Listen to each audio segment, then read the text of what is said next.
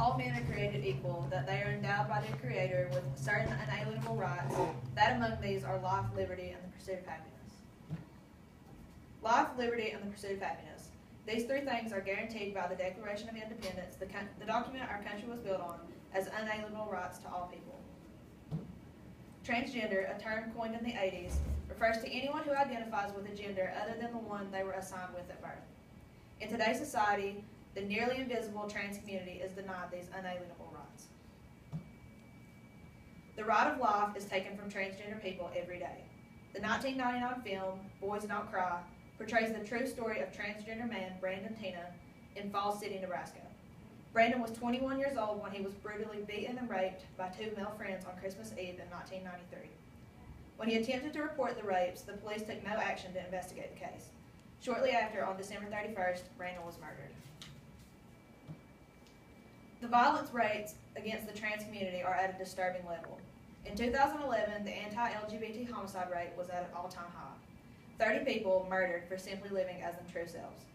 According to a 2013 report from the New York City Anti-Violence Project, African American trans women face the highest violence rates in the U.S. 2/3 of LGBT homicide victims are trans women of color.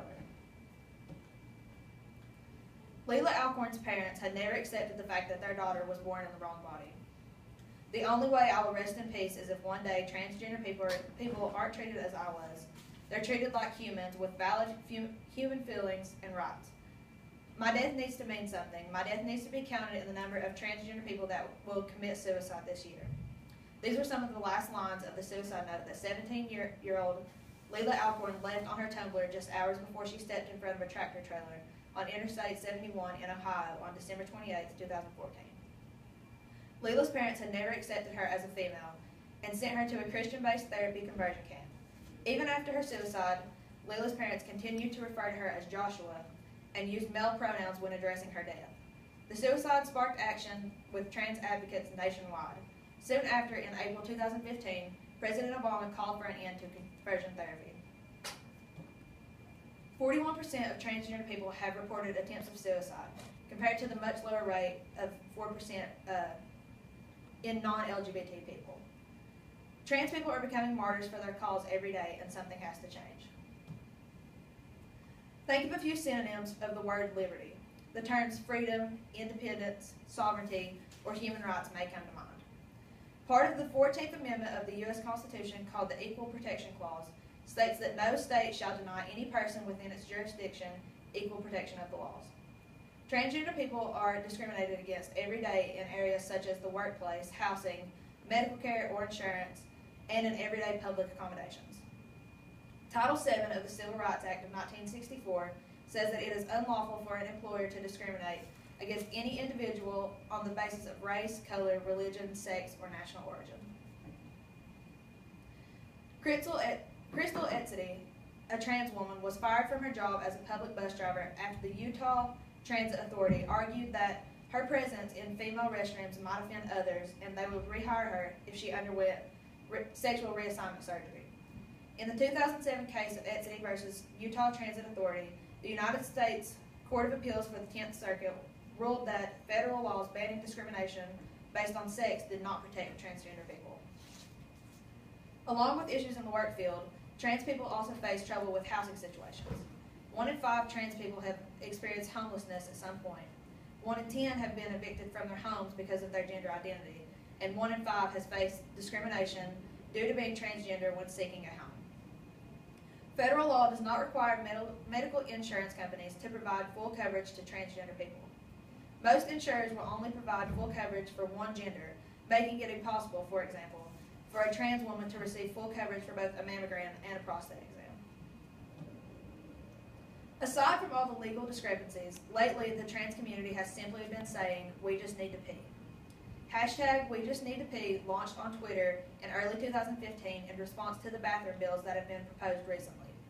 These bills prevent transgender people from using the restroom corresponding to the gender they identify with.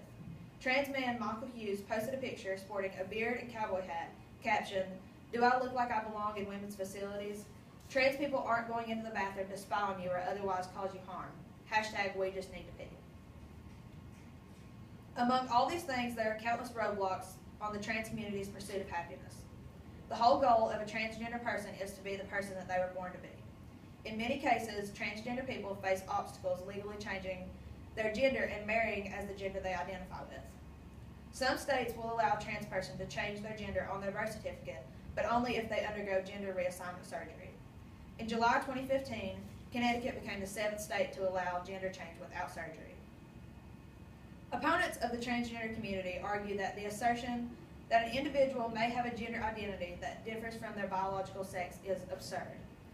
To quote Carla Flores, president of the California Atkinson Society, an organization based out of Princeton University that promotes family values, no amount of surgical mutilation of body parts, effeminate behaviors, or artificial female appearances can make a man a woman.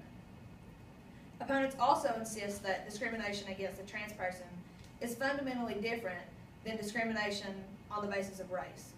Stephen Hayford, chair of the Association of Politically Active Christians of New York, told The Atlantic, "There is nothing that a person can do to un-African Americanize themselves. But if a man goes in dressed as a woman for a job, to put it bluntly, that person can go back, put on a pair of pants, and then apply for the job." In July 2015, President Obama and Democrats in Congress introduced the Equality Act, which would amend Title VII of the Civil Rights Act to include both sexual orientation and gender identity, also specifying that individuals could use whichever restroom corresponds to their gender identity. And the fact of the matter is that this bill is essential at this day and time. I hate to be this cliche, but it's 2016. People need to realize that the transgender community is not transparent. They deserve to be treated with dignity and respect just as everyone else. Although many have celebrated Laverne Cox and Caitlyn Jenner, there are still too many Leela Alcorns and Brandon Tinas out there that are being deprived of these unalienable rights every day.